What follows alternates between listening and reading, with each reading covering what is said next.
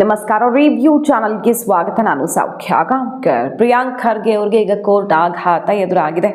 ಕೋರ್ಟ್ನಿಂದ ಮಹತ್ವದ ಆದೇಶವೊಂದು ಹೊರಬಿದ್ದಿದ್ದು ಖರ್ಗೆ ಮತ್ತು ಕುಟುಂಬಕ್ಕೆ ಯಾವ ರೀತಿ ಸಂಕಷ್ಟ. ಹಾಗಾದರೆ ಒಂದು ಕಡೆ ನಾಗೇಂದ್ರ ಅವರ ಕೇಸಲ್ಲೇ BJP ಬ್ರಹ್ಮಾಸ್ತ್ರ ಪ್ರಯೋಗಕ್ಕೆ ಮುಂದಾಗಿದೆ. ನಾಗೇಂದ್ರ ಅವರ ವಿರುದ್ಧ 31 ಪ್ರಕರಣಗಳಿವೆ ಅಂತ ಹೇಳ್ತಿರೋದು. ಬಹಳಷ್ಟು ಪ್ರಕರಣಗಳಿವೆ.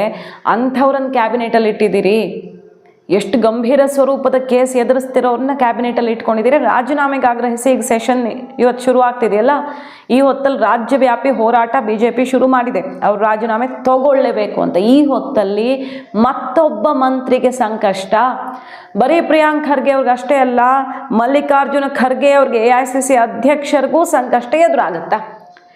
ಅಧಿಕಾರ ದುರುಪಯೋಗ ಮಾಡಿ ಖರ್ಗೆ ಆ್ಯಂಡ್ ಫ್ಯಾಮಿಲಿ ಏನನ್ನ ಮಾಡಿದೆ, ದೂರು ಏನು, ಆರೋಪ ಏನು, ಇಲ್ಲಿ ಯಾವ ಗಂಭೀರವಾದ ಸೆಕ್ಷನ್ ಅಡಿಯಲ್ಲಿ ಇನ್ನು ಮುಂದೆ ಈಗ ವಿಚಾರಣೆ ತನಿಖೆ ನಡಿಬೇಕಾಗಿದೆ, ಕೋರ್ಟ್ ಏನು ಹೇಳಿದೆ, ಎಲ್ಲವನ್ನು ರಿಪೋರ್ಟ್ನ ಮುಂದೆ ಇಡ್ತಾ ಹೋಗ್ತೀವಿ. ಡೀಟೇಲ್ಸ್ ನೋಡೋಣ. ಮಿಸ್ ಮಾಡಿದೆ ನಮ್ಮ ಚಾನಲ್ನ ಸಬ್ಸ್ಕ್ರೈಬ್ ಮಾಡಿ, ಹಾಗೆ ಬೆಲ್ ಐಕಾನ್ ಕ್ಲಿಕ್ ಮಾಡಿದ್ರೆ ನಾವು ಹಾಕೋ ಎಲ್ಲ ವಿಡಿಯೋ ಅಪ್ಡೇಟ್ಸ್ ನೋಟಿಫಿಕೇಶನ್ಸ್ ನಿಮ್ಮನ್ನು ತಲುಪತ್ತೆ. ಎಸ್ ವೀಕ್ಷಕರೇ, ಪ್ರಿಯಾಂಕ್ ಖರ್ಗೆ ಅವರು ಹೇಳಿಕೆ ಈಗ ಕರ್ನಾಟಕ ಪಾಲಿಟಿಕ್ಸಲ್ಲಿ ಅಷ್ಟೇ ಅಲ್ಲ, ರಾಷ್ಟ್ರ ರಾಜಕಾರಣದಲ್ಲಿ ಕೂಡ ತುಂಬ ಸ್ಟ್ರಾಂಗ್. ಯಾಕಂದರೆ ಅವರು ಪದೇ ಪದೇ ಸುದ್ದಿಯಲ್ಲಿರ್ತಾರೆ. RSS ಅನ್ನು ಎದುರು ಹಾಕ್ಕೊಂಡು ತೊಡೆ ತಟ್ಟಿ ಮೋಹನ್ ಭಾಗವತ್ ಅವರು ಬಂದು ಆನ್ಸರ್ ಮಾಡೋ ತನಕ ಸೆಡ್ ಹೊಡೆದಿದ್ದಾರೆ. ಕಾಂಗ್ರೆಸ್ ಹೈಕಮಾಂಡ್ ಮರಗೆದ್ದಿದ್ದಾರೆ. ಸೊ ಎಲ್ಲರ ಟಾರ್ಗೆಟು ಪ್ರಿಯಾಂಕ್ ಖರ್ಗೆ ಅವರು. ಹಾಗಾಗಿ ಸಂಚಾಗಿದೆ ಅನ್ನೋದು ಕಾಂಗ್ರೆಸ್ನ ವಾದ. ಬಟ್ ಇದು ಎಷ್ಟು ಗಂಭೀರ ಸ್ವರೂಪದ ಕೇಸ್ ಅಂತ ಕೋರ್ಟ್ ಇಲ್ಲಿ ಕನ್ಸಿಡರ್ ಮಾಡಿದೆ. ಜನಪ್ರತಿನಿಧಿಗಳ ವಿಶೇಷ ನ್ಯಾಯಾಲಯ ಏನು ಆದೇಶ ಕೊಟ್ಟಿದೆ ನೋಡಿ. ಕಾಂಗ್ರೆಸ್ ರಾಷ್ಟ್ರೀಯ ಅಧ್ಯಕ್ಷ ಮಲ್ಲಿಕಾರ್ಜುನ್ ಖರ್ಗೆ ಕುಟುಂಬಕ್ಕೆ ಸೇರಿದ ಸಿದ್ಧಾರ್ಥ ವಿಹಾರ ಟ್ರಸ್ಟ್ ಕಳೆದ 2 ವರ್ಷಗಳಿಂದ ಇಲ್ಲಿ ಅಕ್ರಮ ಆಗಿದೆ. CA ನಿವೇಶನ, ಕೈಗಾರಿಕಾ ನಿವೇಶನ ಪ್ರಭಾವವನ್ನು ಬಳಸಿ ಅಧಿಕಾರ ದುರ್ಬಳಕೆ ಮಾಡಿಕೊಂಡು ತಗೊಂಡಿದ್ದಾರೆ ಅನ್ನೋ ಆರೋಪ ಇತ್ತಲ್ವ. ದೂರೆಲ್ಲ ರಾಜ್ಯಪಾಲರಿಗೂ ಹೋಗಿ ರಾಜ್ಯಪಾಲರು ಕೂಡ ಇದರಿಂದ ಮಾಹಿತಿಯನ್ನು ಸರ್ಕಾರಕ್ಕೆ ಕೇಳಿದ್ದು ಎಲ್ಲ ನೆನಪಿದೆ ನಮಗೆ. ಈ ಕೇಸಲ್ಲಿ ಸೇಫ್ ಆಗಿಬಿಡ್ಬಹುದು ಅಂತ ನಿವೇಶನ ವಾಪಸ್ ಕೊಟ್ಬಿಡ್ತಾರೆ. ಜಸ್ಟ್ ಲೈಕ್ ಮೂಡಾ ಕೇಸು ನೆನಪಿದೆ. ಆದರೆ ಈಗ ಒಂದು ಮಹತ್ವದ ತಿರುವು ಪ್ರಕರಣದಲ್ಲಿ ಸಿದ್ಧಾರ್ಥ ವಿಹಾರ ಟ್ರಸ್ಟ್ಗೆ ಕರ್ನಾಟಕ ಕೈಗಾರಿಕಾ ಪ್ರದೇಶ ಅಭಿವೃದ್ಧಿ ಮಂಡಳಿಯಿಂದ ನಾಗರಿಕ ನಿವೇಶನಗಳ ಹಂಚಿಕೆಯ ಆರೋಪದಲ್ಲಿ ಲೋಪ ಆಗಿದೆ ಅನ್ನೋದೇನಿದೆ. ಖರ್ಗೆ ಕುಟುಂಬ ಮತ್ತು ಬೃಹತ್ ಕೈಗಾರಿಕಾ ಸಚಿವ MB ಪಾಟೀಲ್ ವಿರುದ್ಧ ಈಗ ತನಿಖೆಗೆ ಬೆಂಗಳೂರು ನ್ಯಾಯಾಲಯ ಆದೇಶ ಮಾಡಿರುವಂತಹ ವಿಚಾರ ಬಹಳ ಮಹತ್ವ ಪಡ್ಕೊಳ್ತಿದೆ. ಕೊಟ್ಟವ್ರಿಗೂ ಸಂಕಷ್ಟ, ಇಸ್ಕೊಂಡವ್ರಿಗೂ ಸಂಕಷ್ಟ. ಈಗ ಬೆಂಗಳೂರು ಜನಪ್ರತಿನಿಧಿಗಳ ನ್ಯಾಯಾಲಯದ ನ್ಯಾಯಾಧೀಶ ಶಿವಪ್ರಸಾದ್ KB ಅವರು ಆದೇಶ ಹೊರಡಿಸಿದ್ದಾರೆ. ಖಾಸಗಿ ದೂರನ್ನು ಮಾನ್ಯ ಮಾಡಿದ್ದಾರೆ. ಅಂದರೆ ಇದು ವಿಚಾರಣೆಗೆ ಅರ್ಹವಾಗಿದೆ, ಇಲ್ಲಿ ತನಿಖೆ ಆಗಬೇಕು ಮತ್ತು ಸೂಕ್ತವಾದ ದಾಖಲೆಗಳನ್ನು ಅವರು ಒದಗಿಸಿದ್ದಾರೆ. ಈ ವಿಚಾರಣೆ ಕೈಗೆತ್ತಿಕೊಳ್ಳೋದಕ್ಕೆ ಪೂರಕವಾದ ಪ್ರಕರಣ ಅಂತ ಕೋರ್ಟು ಇದನ್ನು ಕನ್ಸಿಡರ್ ಮಾಡಿದೆ. ಯಾರ್ಯಾರ ವಿರುದ್ಧ ದೂರಾಗಿತ್ತು? ಮಲ್ಲಿಕಾರ್ಜುನ್ ಖರ್ಗೆ, ರಾಧಾಕೃಷ್ಣ ಕಲಬುರಗಿ ಲೋಕಸಭಾ ಕ್ಷೇತ್ರದ ಸಂಸದ, ಖರ್ಗೆ ಅವರ ಅಳಿಯ Radhabai M Kharge, Rahul M Kharge, Priyank M Kharge ಮತ್ತು ಬೃಹತ್ ಕೈಗಾರಿಕಾ ಸಚಿವರು, KIADBಯ ಇತರೆ ಅಧಿಕಾರಿಗಳು, ಇಷ್ಟೂ ಜನರು ಕೂಡ ಈ ಕೇಸಲ್ಲಿ ಈಗ ತನಿಖೆಗೆ ಒಳಪಡಬೇಕಾಗತ್ತೆ. ಏನು ಹೇಳಿದೆ ಹಾಗಾದರೆ ಕೋರ್ಟು? ದೂರಲ್ಲಿ ಏನೇನು ಅಂಶ ದಾಖಲಾಗಿತ್ತು ಅನ್ನೋದನ್ನು ನೋಡ್ತಾ ಹೋಗೋಣ. ಅದಕ್ಕಿಂತ ಮುಂಚೆ ಕ್ವಿಕ್ಕಾಗಿದ್ದು ಏನು ಪ್ರಕರಣ ಅನ್ನೋದನ್ನು ಹೇಳಿಬಿಡ್ತೀನಿ. ಇವರು ಒಂದು ಟ್ರಸ್ಟ್ ಮಾಡ್ಕೊಂಡಿದ್ದಾರೆ, ಸಿದ್ಧಾರ್ಥ ವಿಹಾರ ಟ್ರಸ್ಟ್. ಇದು ಈ ಧಾರ್ಮಿಕ ವಿಚಾರಗಳಿಗೆ ಸಂಬಂಧಪಟ್ಟಂತೆ ಬುದ್ಧ ವಿಹಾರವನ್ನು ಕನ್ಸ್ಟ್ರಕ್ಟ್ ಮಾಡೋದಕ್ಕೆ ಅಂತ ರಿಜಿಸ್ಟರ್ ಆಗಿರೋ ಟ್ರಸ್ಟ್. ಅವರ ನಂಬಿಕೆ, ಅವರ ಧರ್ಮ, ಬುದ್ಧಿಸಮ್ ಫಾಲೋ ಮಾಡೋರು ಬುದ್ಧ ವಿಹಾರ ಮಾಡೋಕೆ ಅಂತ ಟ್ರಸ್ಟ್ ಮಾಡ್ಕೊಂಡಿದ್ದಾರೆ ಅಂತ ಎಲ್ಲರೂ ಅಂದ್ಕೊಂಡಿದ್ರು. ಯಾಕಂದರೆ ಅದರಲ್ಲಿ ಇದ್ದವರೆಲ್ಲ ಅವ್ರ ಫ್ಯಾಮಿಲಿಯವರು. ಅದೊಂದು ಖಾಸಗಿ ಟ್ರಸ್ಟ್. ಬಟ್ ಏರೋಸ್ಪೇಸ್, ಈ ರಿಲಿಜಿಯಸ್ ಆ್ಯಕ್ಟಿವಿಟಿ ಸಂಬಂಧಪಟ್ಟಂಥ ಟ್ರಸ್ಟ್ಗೆ ಏರೋಸ್ಪೇಸ್ ನಿವೇಶನ ಹೆಂಗೆ ಮಂಜೂರಾಯಿತು ಅನ್ನೋ ಪ್ರಶ್ನೆ ಉದ್ಭವ ಆಯಿತು. 5 ಎಕರೆ CA ನಿವೇಶನವನ್ನು ಮಂಜೂರು ಮಾಡಲಾಗಿರುತ್ತೆ. ನಿಯಮಗಳನ್ನು ಗಾಳಿಗೆ ತೂರಿ ಅನ್ನುವಂಥ ಆಕ್ರೋಶ, ಆರೋಪ, ದೂರು ಎಲ್ಲ ಆಯಿತು. ರಾಜ್ಯಪಾಲರ ತನಕ ಹೋಗಿ ರಾಜ್ಯಪಾಲರು ಸರ್ಕಾರದಿಂದ ಕಂಪ್ಲೀಟ್ ಡಾಕ್ಯುಮೆಂಟ್ಸ್ ಕೊಡಿ ಅಂತ ಕೇಳಿದರು. ಇದು ಕೂಡ ನೆನಪಿದೆ ನಮಗೆ. ಸೊ ಈ ಪ್ರಕರಣದಲ್ಲಿ ನಿಯಮ ಬಾಹಿರವಾಗಿ ವಿವಿಧ ಟ್ರಸ್ಟ್ಗಳಿದ್ರೂ, ಬೇರೆ ಬೇರೆ ಪರಿಶಿಷ್ಟ ಜಾತಿ ಪಂಗಡದವರು ಇದ್ರೂ ಕೂಡ ಅದ್ಯಾವುದೂ ಕನ್ಸಿಡರ್ ಮಾಡಿಲ್ಲ, ನಂಬರ್ 1. ಮತ್ತು ಏರೋಸ್ಪೇಸ್ ಬಿಸ್ನೆಸ್ ಅಲ್ವೇ ಅಲ್ಲ ಇವರದ್ದು. ಈ ಟ್ರಸ್ಟ್ಗೆ ಅದಕ್ಕೂ ಸಂಬಂಧನೇ ಇಲ್ಲ. ಹೆಂಗೆ ಕೊಟ್ಟರು, ಬೇರೆಯವರು ಯಾರನ್ನೂ ಪರಿಗಣಿಸದೆ, ಬೇರೆಯವ್ರ ಟ್ರಸ್ಟ್ಗೊಂದು ಅರ್ಧ ಎಕರೆನೂ ಕೊಡದೆ ಇದೇ ಟ್ರಸ್ಟ್ಗೆ ಅದು ಅಷ್ಟು ವೇಗವಾಗಿ 5 ಎಕರೆ ಹೆಂಗೆ ಕೊಟ್ಟರು ಅನ್ನುವಂಥ ಪ್ರಶ್ನೆ ಉದ್ಭವಿಸಿ ಅದು ಗಂಭೀರ ಸ್ವರೂಪ ಪಡ್ಕೊಂಡಿತ್ತು, ದೂರೆಲ್ಲ ಆಗಿತ್ತು.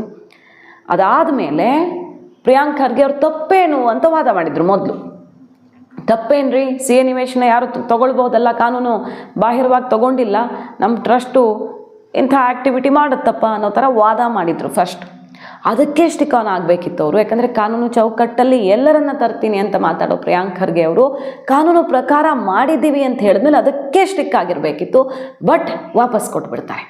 ಯಾಕೆ ವಾಪಸ್ ಕೊಡ್ತಾರೆ? ಭಯ ಶುರುವಾಯ್ತಾ, ಅಕ್ರಮ ನಡೆದಿದೆಯಾ ಅನ್ನೋ ಅನುಮಾನ ಅಲ್ಲಿ ಇನ್ನೂ ದಟ್ಟವಾಗಿತ್ತು. ಆವಾಗ ಮೂಡಾ ಕೇಸ್ದೆಲ್ಲ ಸೌಂಡ್ ಜಾಸ್ತಿ ಇದ್ದ ಸಮಯ.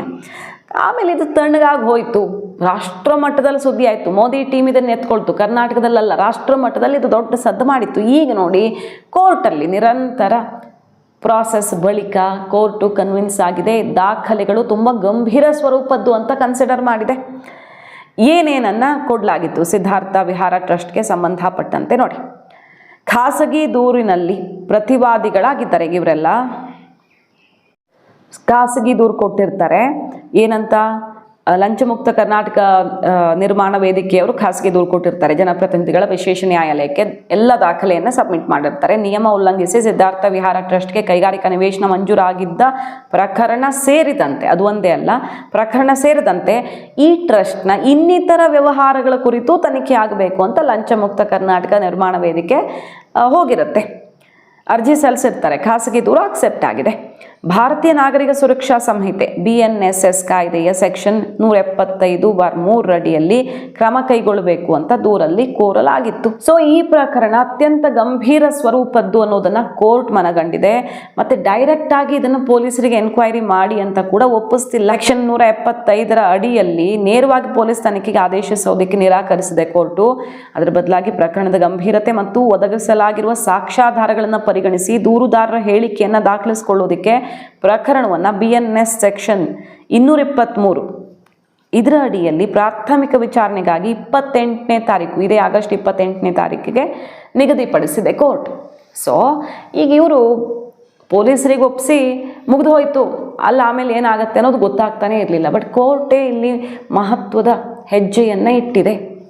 ಏನೇನು ಸಾಕ್ಷ್ಯಾಧಾರಗಳಿವೆಯೋ ಅದನ್ನೆಲ್ಲ ದೂರುದಾರರು ಕೋರ್ಟ್ ಮುಂದೆನೇ ಪ್ರಸ್ತುತಪಡಿಸಬಹುದಾಗಿದೆ.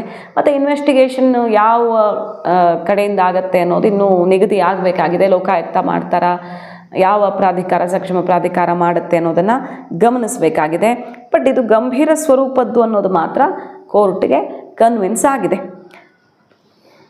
ನೋಡಿ, ಇಲ್ಲಿ ದೂರುದಾರರು ಆರೋಪಿತ ವ್ಯಕ್ತಿಗಳ ವಿರುದ್ಧ BNS 2023 ಸೆಕ್ಷನ್ 314, 316, 336 ಮತ್ತು 61 ಭ್ರಷ್ಟಾಚಾರ ತಡೆ ಕಾಯ್ದೆ 1988 ಸೆಕ್ಷನ್ 13(1)A 13(1)B ಅಡಿಯಲ್ಲಿ ಶಿಕ್ಷಾರ್ಹ ಅಪರಾಧಗಳಿಗೆ FIR ದಾಖಲಿಸಬೇಕು ಕೂಡಲೇ.